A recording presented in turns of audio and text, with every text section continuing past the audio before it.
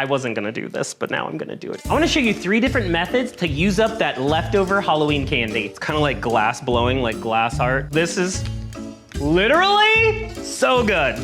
If you have leftover Halloween chocolates, here's an easy, quick way you can use them up. I'm gonna transform some of these chocolate candies into a quick and easy treat, something that we probably all love and have on the regular, but you probably don't make it this way, and it's a great way to use up chocolate. So I've got a mug here, just gonna add a few of these chocolate pieces. I have a Rolo that's caramel filled, some Hershey's. Hey, why not? Let's put a Reese's in there, a little peanut butter action. Ooh, this one's already a little melty. Even if it's a cookie, something like a Whopper or a Kit Kat, the cookie will just hydrate in the warm liquid. This thing's going crazy over here, crazy. So all this takes is some hot milk of your choice. I'm actually using oat milk here. Just heat it over the stove. I've even done this in the microwave. 30-second burst, stirring in between. And that hot liquid should melt those chocolates in no time. If your chocolate's getting a little gummy, you can pop it back in the microwave for 20 seconds, 15 seconds, help it melt. My other trick is with cold milk, you can put these in like a small blender and blend that up and then heat the liquid up. Or if you have an immersion blender, get in there. It'll blend up that peanut butter, that chocolate, that caramel. Just be sure to not fill the mug up. I would recommend halfway, blend everything up, and then you can add a little bit more of your milk.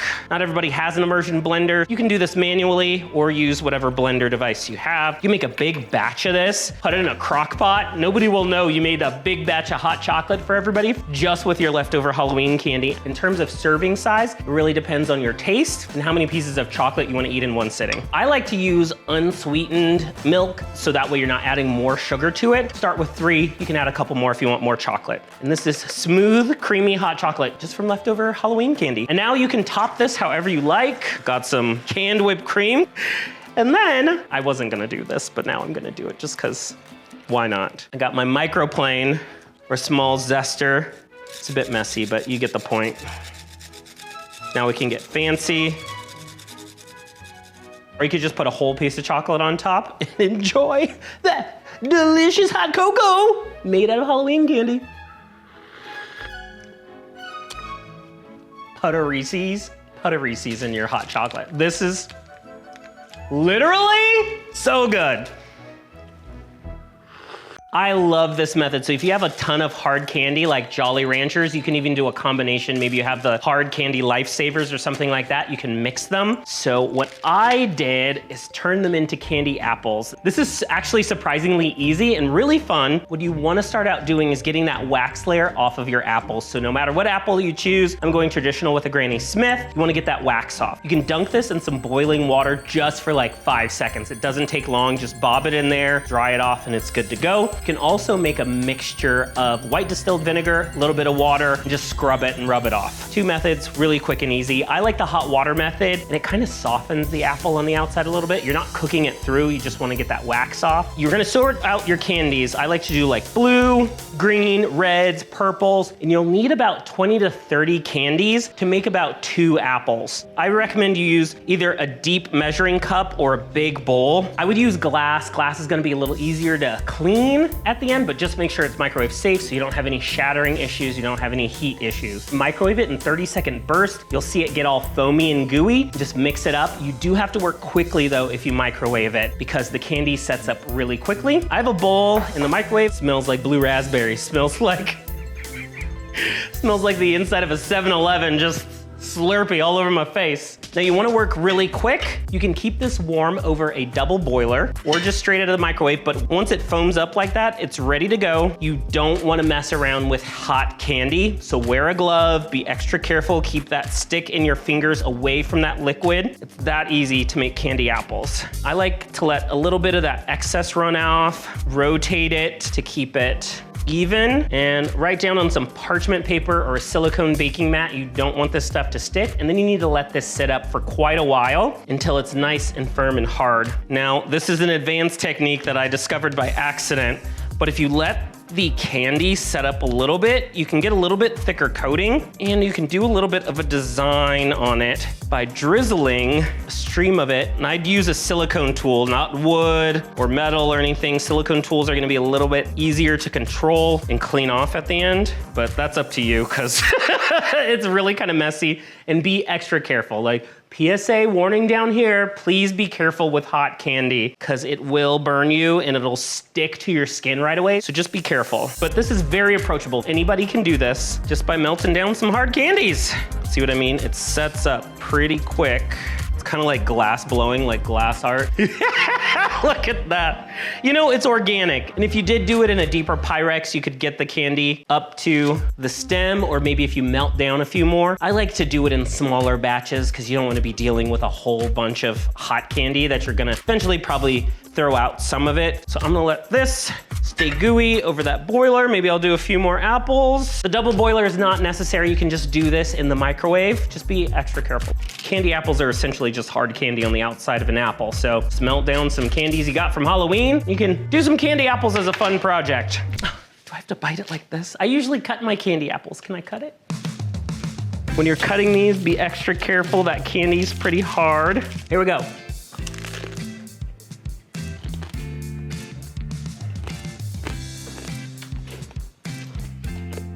And visit your dentist afterwards. I will say, pro tip here, thin coating, because a lot of crunch. And maybe for the family, don't let them eat the whole apple in one sitting. But you know, you do you. Floss and brush afterwards. I don't mean to make it this about health or teeth hygiene, but it's a sweet one. It's a sweet one. But it's so good.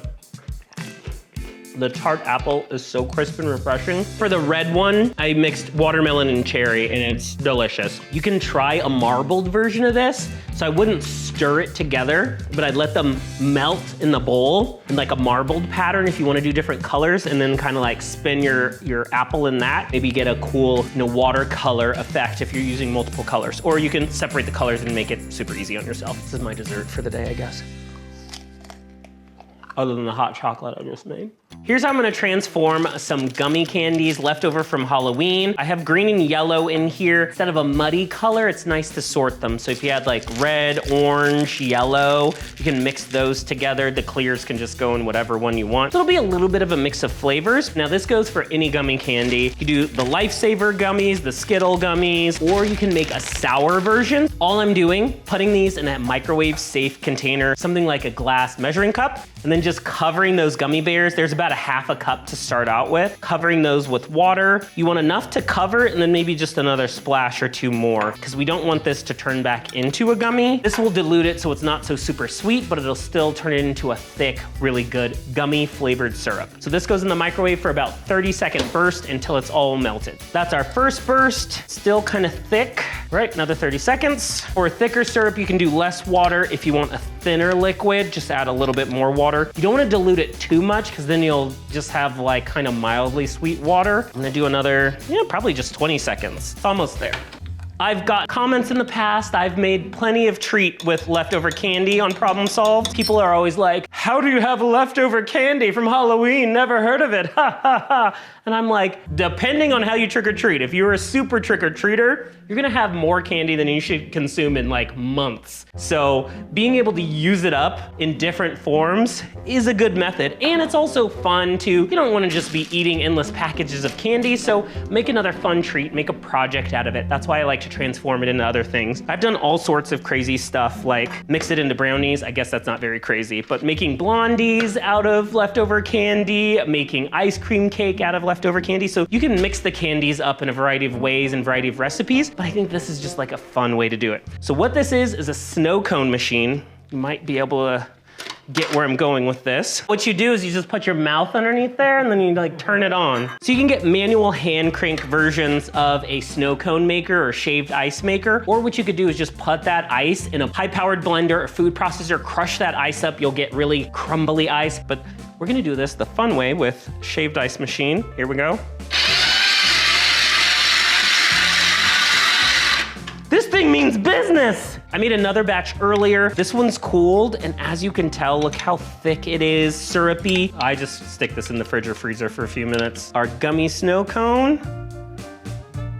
You don't want hot liquid on this ice, it'll just turn into a milkshake. You can mix it up, pour some more syrup, and like most snow cone places, they'll do a combination of flavors, so that's why it's good to make a couple batches of these, separate your colors, so you have different flavors, and then you can do different layers of your snow cone mixture. And that gummy will set up.